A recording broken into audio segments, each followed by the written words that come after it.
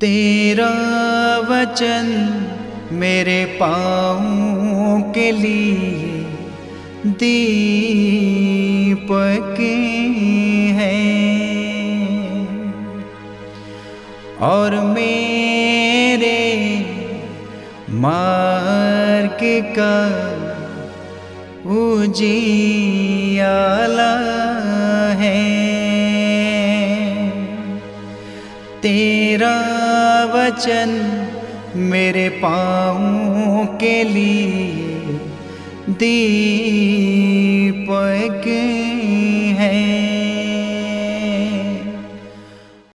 पहला पाठ नबी एजिकियल का ग्रंथ अध्याय 34 पद संख्या 11 से 12 और 15 से 17 आयत तक।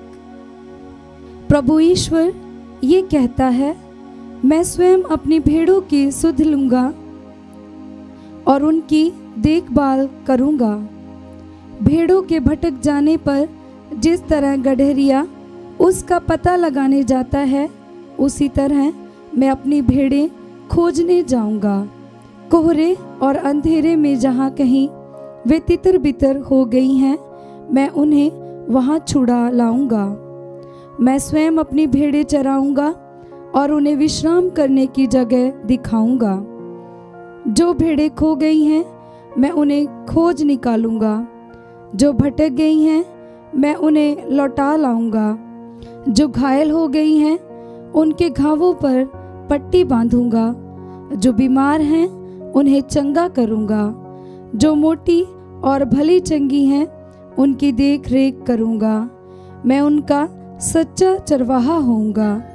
हे मेरी भेड़ों, तुम्हारे विषय में प्रभु ईश्वर ये कहता है, मैं एक एक करके भेड़ों, मेढ़ों और बकरों का सबका न्याय करूँगा। ये प्रभु की वाणी है। ईश्वर को धन्यवाद। भजन अनुवाक्य। प्रभु मेरा चरवाहा है, मुझे किसी बात की कमी नहीं। प्रभु मेरा चरवाहा है, मुझे किसी बात की कमी नहीं। प्रभु मेरा चरवाहा है, मुझे किसी बात की कमी नहीं। वह मुझे हरे मैदानों में चराकर मेरे विश्राम का प्रबंध करता है। अनुवाक्य। प्रभु मेरा चरवाहा है, मुझे किसी बात की कमी नहीं। वह मुझे जल के निकट ले जाकर मुझ में नवजीवन का संचार करता है। वह अपने नाम का सच्चा है, वह मुझे धर्म मार्ग पर ले चलता है। अनुवाक्य। प्रभु मेरा चरवाहा है, मुझे किसी बात की कमी नहीं।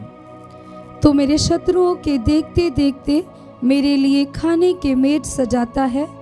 तो मेरे सिर पर तेल का विलेपन करता है। तो मेरा प्याला लबालब भर देता है। इस प्रकार तेरी भलाई और तेरी कृपा से मैं जीवन भर घिरा रहता हूँ। प्रभु का मंदिर ही मेरा घर है, मैं उसमें अनंत काल तक निवास करूँगा। अनुवाक्य।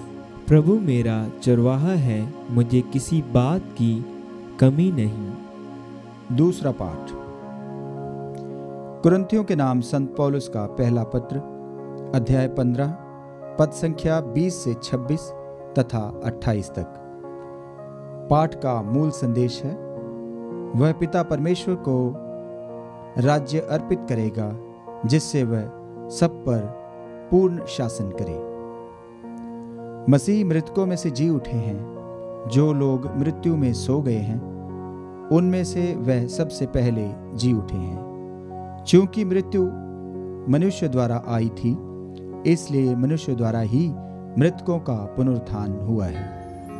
जिस तरह सब मनुष्य आदम में मर जाते हैं, उसी तरह सब मसीह में पुनर्जीवित कर दिए जाएंगे। प्रत्येक अपने क्रम के अनुसार, सबसे पहले मसीह और बाद में उनके बाद पुनरागमन के समय वे जो मसीह के बन गए हैं।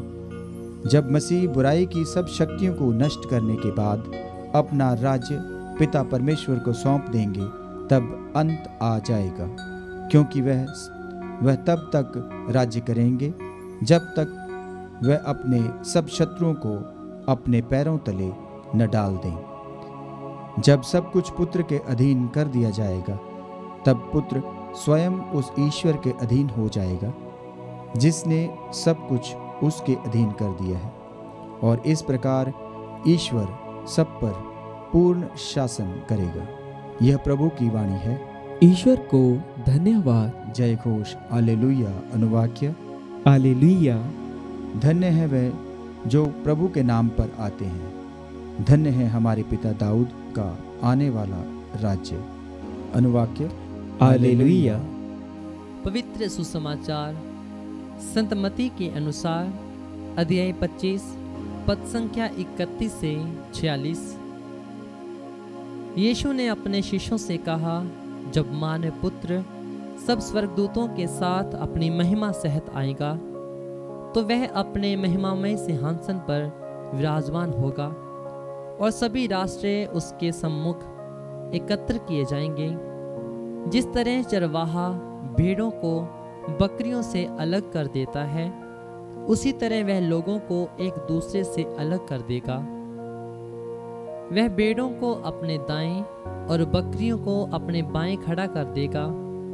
तब राजा अपने दाएं के लोगों से कहेंगे, मेरे पिता के कृपा पात्रों, आओ और उस राज्य के अधिकारी बनो जो संसार के प्रारंभ से तुम लोगों के लिए तैयार किया गया है।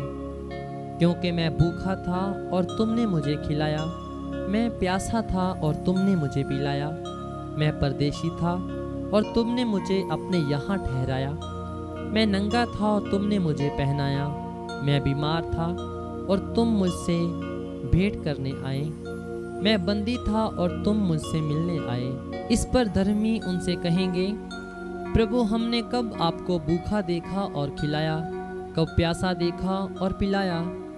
हमने कब आपको परदेसी देखा और अपने यहाँ ठहराया, कब नंगा देखा और पहनाया?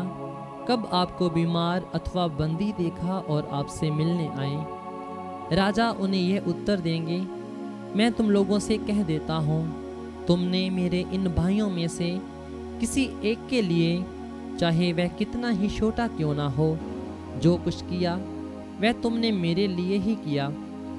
तब वह अपने बाएं के लोगों से कहेंगे, शापितो, मुझसे दूर हट जाओ, उस अनंत आग में जाओ जो शैतान और उसके दूतों के लिए तैयार की गई है। क्योंकि मैं भूखा था और तुम लोगों ने मुझे नहीं खिलाया, मैं प्यासा था और तुमने मुझे नहीं पिलाया, मैं परदेसी था और तुमने मुझे अपने यहाँ नहीं ठहराया, मैं नंगा था और तुमने मुझे नहीं पहनाया, मैं बीमार और बंदी था और तुम मुझसे मिलने नहीं आए। इस पर वे भी उनसे पूछेंगे, प्रभु हमने कब आपको भूखा, प्यासा, परदेसी, नंगा, बीमार या बंदी देखा और आपकी सेवा नहीं की?